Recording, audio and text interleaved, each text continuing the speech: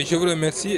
Comme vous l'avez si bien constaté, j'ai souhaité rencontrer les autorités administratives, qui sont les gouverneurs et les préfets, justement pour partager un certain nombre d'informations. C'est une rencontre donc, de partage d'informations sur deux sujets essentiellement. D'abord sur le processus électoral en cours, mais aussi de la révision justement donc disons partielle, donc de la refonte partielle du fichier électoral. L'autre élément aussi qui est ressorti des discussions, c'est justement donc la tenue de l'élection des hauts conseillers, donc qui doit avoir lieu le 4 septembre. Donc on a passé en revue l'ensemble de ces trois points. Pour l'essentiel en tout cas, bon, c'est quelque chose de déjà connu parce que c'est une activité assez régulière maintenant des autorités, que ce soit sur la refonte, que ce soit sur les révisions, que ce soit aussi sur la délivrance de la nouvelle carte d'identité et biométrique. Je rappelle que nous avons fini de voter la loi pour cela et que les opérations devraient être lancées aussitôt donc la fin de l'élection des hauts conseillers. Donc il fallait partager tous ces éléments d'information, mais aussi travailler à prendre les dispositions nécessaires pour pouvoir, à temps en tout cas, faire le travail qui nous est demandé. Je l'ai souhaité surtout parce que c'est une mission difficile et nous sommes pris par des délais. On le rappelait tout à l'heure, pour plus tard le 21 février, nous devons boucler en tout cas la première opération et on a juste maximum 6 mois, un peu moins de 6 mois d'ailleurs pour le faire. Et là, il y a quand même besoin justement de nous accorder sur l'essentiel, mais surtout de pouvoir mettre tous les éléments dont on aura besoin pour faire ce travail-là. D'autant plus que vous n'oubliez pas aussi que nous avions prorogé l'essentiel des cartes d'identité actuellement détenues par nos compatriotes qui sont pour l'essentiel à expirer, donc au 31 de cette année. D'ici là, nous avons aussi le devoir, en tout cas, de mettre à disposition de nos compatriotes, justement, donc, la nouvelle carte d'identité. Et je rappelle que ce sont celles-là, ces cartes d'identité donc biométriques CEDEAO, qui seront donc, disons, mises à leur disposition. Et c'est des cartes aussi qui ont une double fonctionnalité, pour le moment en tout cas.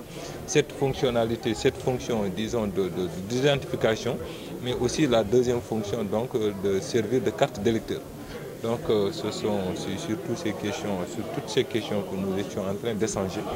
Et dans tous les cas, comme je le dis, c'est quelques rappels, mais il était bon, disons quand même, de le partager entre nous pour savoir quand même qu'il y a un grand travail qui nous attend dans le cadre du tournage de notre pays. L'opération qu'on va faire en même temps, à deux opérations qu'on va unifier. C'est-à-dire c'est une opération de délivrance d'une carte nationale d'identité, d'une carte d'identité autant pour moi, donc communautaire, mais aussi en même temps la délivrance d'une carte d'électeur. Donc c'est une opération de refonte et en même temps une opération donc, de délivrance d'une carte d'identité.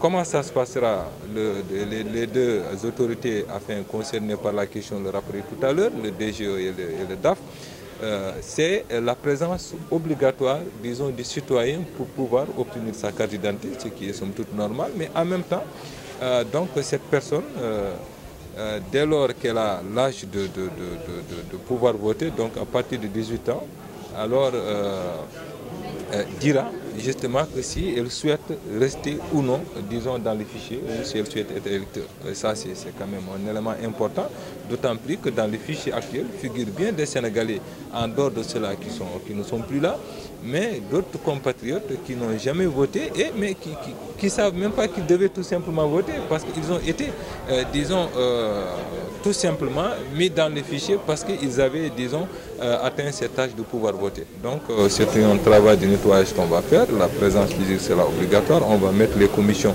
donc, dans tous les chefs-lieux de département, dans tous les chefs-lieux d'arrondissement, mais aussi en plus de cela, justement, donc on mettra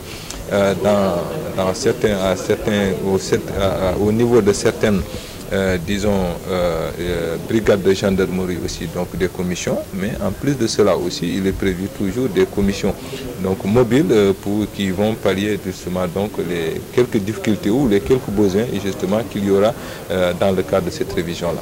Bon, pour le moment, on n'a pas fini de l'évaluer, mais dans tous les cas, c'est pas une élection qui va nous coûter les yeux de la tête. Hein. On le rappelait tout à l'heure, c'est 87 bureaux. C'est vraiment rien du tout. On va l'avoir le faire dans les 45 chefs-lieux de département, encore que là, donc on a 45, disons, centres de vote, 78 bureaux, très peu de papier. Je pense que c'est une élection qui, objectivement, ne va pas nous coûter beaucoup de choses. J'avoue que 78 millions, 72 millions, voilà, donc il vient de me dire le directeur général des élections. Donc vous comprendrez que c'est pas quand même... en tout cas, la démocratie vaut plus que ça, je pense.